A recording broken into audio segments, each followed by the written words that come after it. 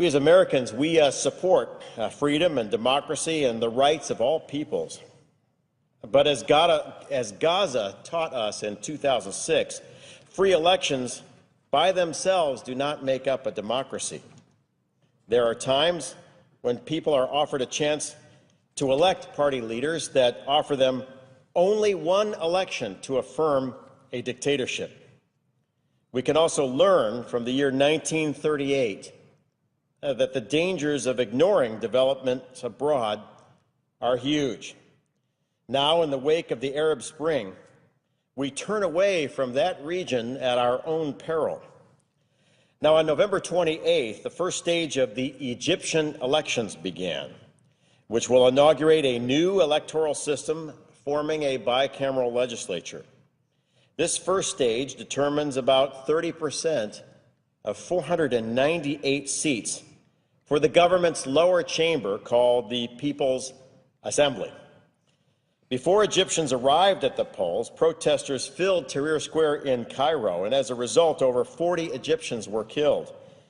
Many are objecting to the military's interference in the electoral process and the decision to force elections well before secular parties had a time to build their capacities. According to public polling and sources on the ground, this will likely hand an electoral victory to the Muslim Brotherhood and more radical Islamic elements within Egyptian society. Although elections will last until March of 2012, the prediction of a Muslim Brotherhood victory is already becoming a reality. Early data shows an alarming trend of Islamicist domination of the Egyptian parliament. On December 5th, the High Electoral Commission announced that leaders of the Freedom and Justice Party, that's the political arm of the Muslim Brotherhood, had received a plurality of 36% of the vote, while the secular Egyptian bloc had gained less than 12%. When we include the runoff elections, which took place last week, it appears that the Muslim Brotherhood has won 73 out of 150 seats, or 49% of the currently contested outcomes. This is the same party that led a pre-election rally of 5,000 chanting, quote, "One day we shall kill all the Jews," and another quote, Tel Aviv, Judgment Day is coming." While many expected the Brotherhood to do well, there were other surprises. Salafist parties made up of anti-Western hardliners who follow a particularly radical version of Islam are also faring particularly well. Surpassing predictions, they received 24% of the vote in the first round. Importantly, these elections also included so-called liberal districts of Cairo and the Mediterranean port city of Alexandria. The weakness of liberal parties, namely their inability to reach out to voters effectively with a serious agenda, is now fully exposed. Islamicists are taking full advantage of deeply rooted networks that extend from the mosques into Egypt's poor districts, and their grip in the traditionally conservative areas of Alexandria proved particularly tight. And these areas are also home to a majority of the Coptic Christian community. It's clear that if Islamist parties and candidates continue their currently won gains in other elections, they will capture 60% of the national vote in Egypt. This will situate the new Egyptian parliament around deep ideological differences between Salafis and the Muslim Brotherhood and liberal groups, making the Brotherhood the power brokers between Egyptian left and right. Now, what does this all mean? By January, the United States could face an Egypt defined by a hatred of Israel and many of the freedoms we hold dear: a freedom of expression, of women's rights, the right to practice any religion. This Egypt counts Iran as a friend and poses a threat to the Camp David peace accords, which have served as the cornerstone for Egypt's strategic position for 30 years.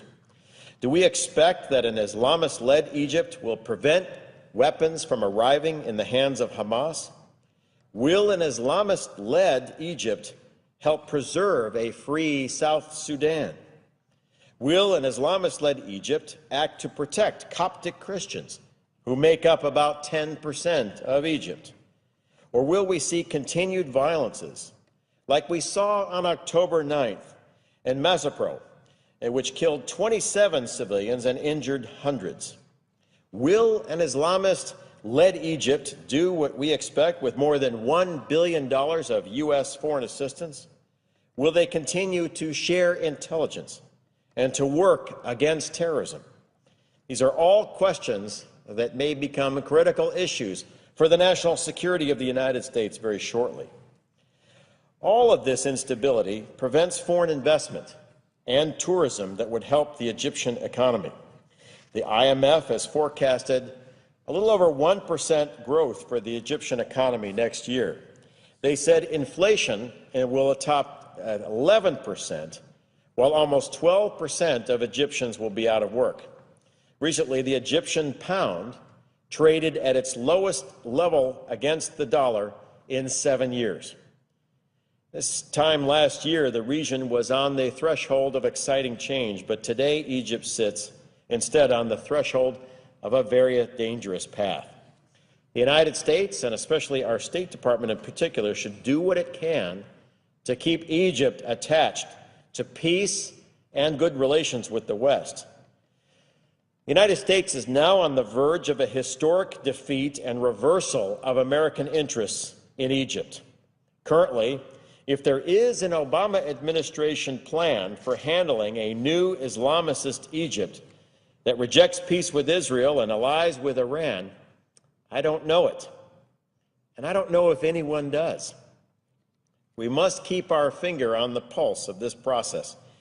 Liberal voices in Egypt must work to preserve the democratic goals of the January Revolution. Recently, I had the privilege of meeting some of Egypt's best and brightest young liberal leaders. They'd like to build a free Egypt that respects women's rights and religious minorities and the rule of law. I was encouraged in meeting with them, but only hope that the coming election is not like a 1930s election in Germany, where people in Egypt are given one choice: to affirm a dictatorship, and then that is the end.